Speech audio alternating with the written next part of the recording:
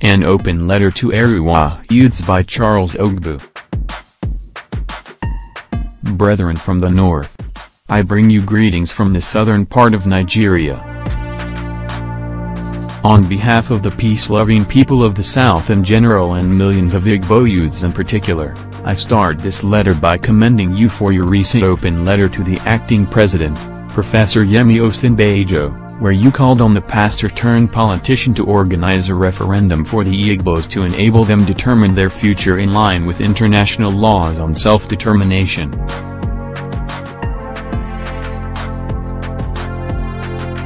Having said this, let me come to the reason why I am here. In your letter to the President, I noticed what I've been trying to figure out, whether to classify as an innocent amnesia-induced oversight or a calculated attempt at revisionism on your part.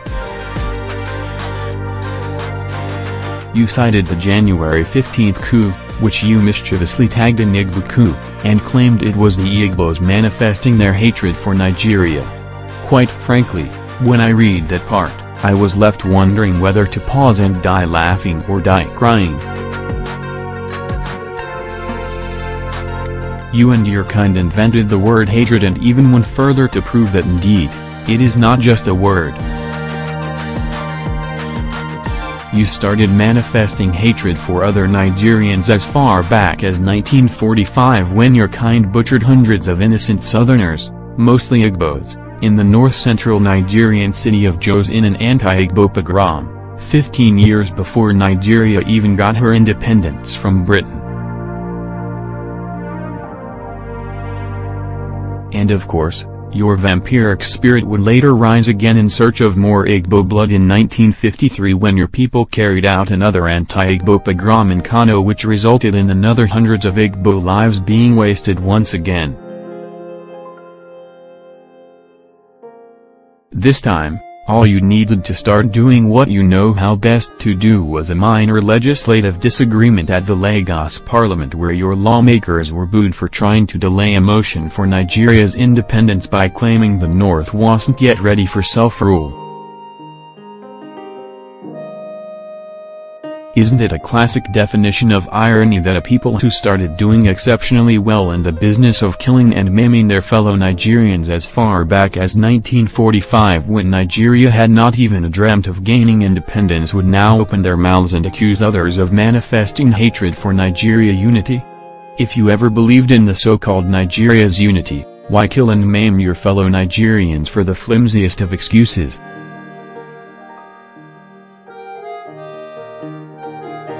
Secondly, you clearly misrepresented fact when you asserted that January 15, 1966 coup was an Igbo coup. It was a coup carried out by mostly junior army officers led by Major Kadinachukwu Ogbu, and it had soldiers from Igbo, Yoruba, Hausa, Fulani, Tiv, Asan, Ijaw, Robo, Bali, etc. Hassan Usman Katsina, and Hausa, Fulani, who was later made military governor of Northern Region, was Nziogwa's right-hand man and a major participant all through the period of the coup. Major Duwala Demoiga, the author of Why We Struck, was an active participant in the coup.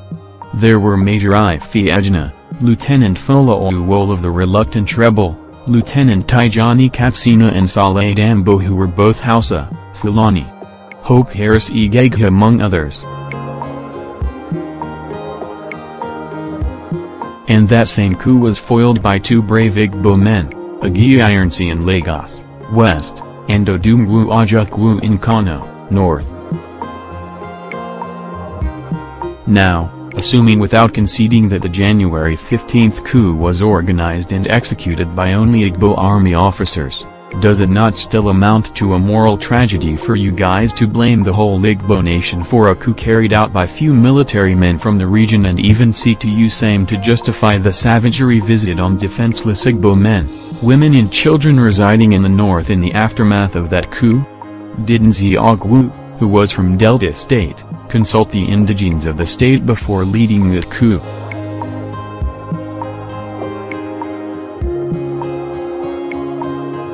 How come we don't blame Dimka's coup on his ethnic group? Neither do we blame Ibrahim Babanga's and Buhari's coups on the whole Hausa, Fulani people. Let me quickly remind you that in the evening of the January 15th coup, a Boeing 707 belonging to the Nigerian Airways arrived Kano with almost the whole northern establishment back from Lagos, where they had gone to attend Commonwealth Prime Minister's conference.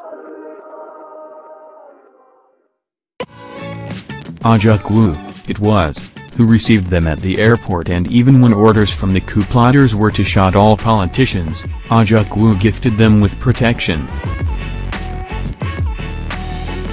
I don't suppose you would like this kind of history, seeing as it seemed to contradict the adulterated version you were groomed with.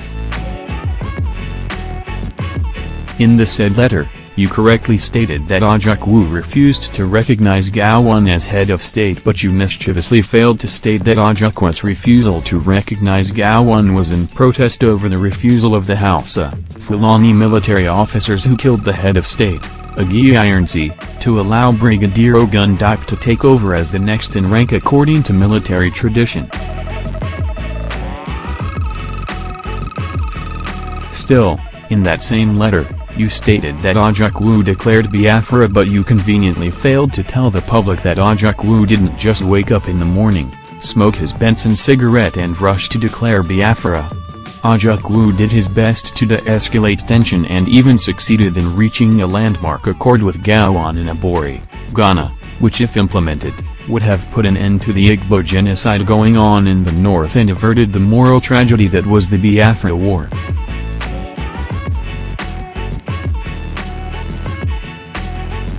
But, Gowon unilaterally chose to defy the terms of this last-minute Abori Accord, leaving the Oxford product, Ogbu, with no choice but to pull his people out of a country that was and still is, deaf, dumb and blind to the sanctity of the lives of the same people it exists mainly to protect.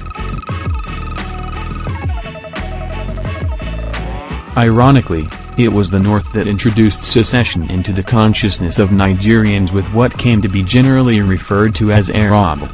Yes, you read right. It was the North which first romanced with the idea of secession. In fact, the moment after the then head of state Agitation came out with his unification decree, the issue of northern secession came out again in the open. In Kaduna and other northern states, students and civil servants marched with banners proclaiming "Let there be secession." Call. Hassan, the then military governor of northern region, called a meeting of all emirs, from where a memo was sent to Agitation telling him that the North would secede immediately unless the decree was rescinded. No one shot the secessionist northerners then. No one bathed them with acid the way Nigerian military under President Buhari did to unarmed IPOB members in Onitsha on May 29–30, 2016 during the remembrance of Biafran heroes. Let me quickly say this not just to you, the Arewa youths, but to all Nigerians and foreigners alike. This current Biafran agitation is not a bait for Igbo presidency, restructuring or appointments.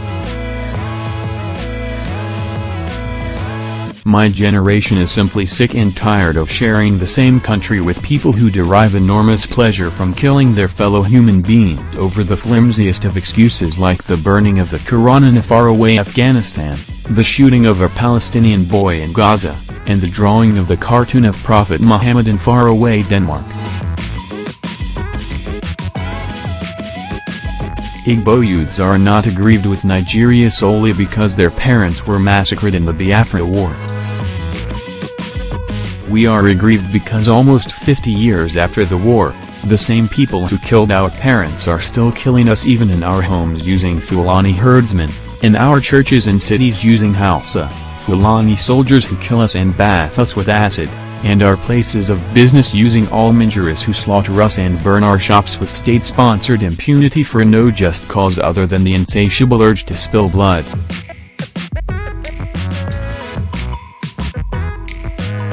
My fellow youths, We have lied to ourselves for far too long. How about a little honesty here? All these killings points to one thing, which is that our world views are a world apart. While you delight in resorting to violence as solution to almost every disagreement, we, the Igbos and indeed, all Southerners have serious aversion to bloodshed. It is our belief that our God fight for us, not the other way round. I love the concluding part of your letter where you rightly asserted that the Biafran agitation is not an issue over which a single drop of blood should be shed. Which is why we are only asking for a yes or no vote known as referendum, which is the only civilized means of settling this kind of issue. Now, my dear brethren, add a little work to your faith by prevailing on your leaders who control every facet of the Nigerian government to allow for a plebiscite for the Igbos. Dishing out a quit notice to Igbos residing in your region when they are yet to be officially granted their referendum and Biafra is only tantamount to putting the cart before the horse.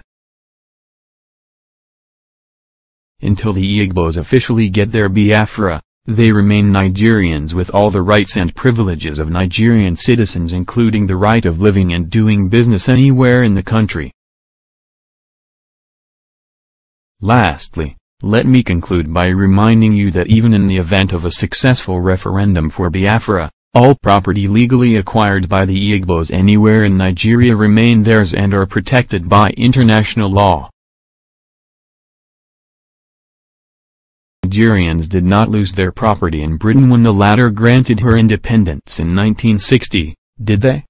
The world has progressed considerably. I would remind you that the abandoned property era is over, but I'm sure you already know that, don't you? Instead of killing ourselves and creating IDPs everywhere, let us peacefully do to your tent, oh, Israel. That way, we will still do things together but as good neighbors under mutually agreed terms. Peace and love from the land of the rising sun. Charles Ogbu, a social analyst, writes from Port Harcourt. Pro-Biafran protesters at a recent protest on the Onitsha Bridge.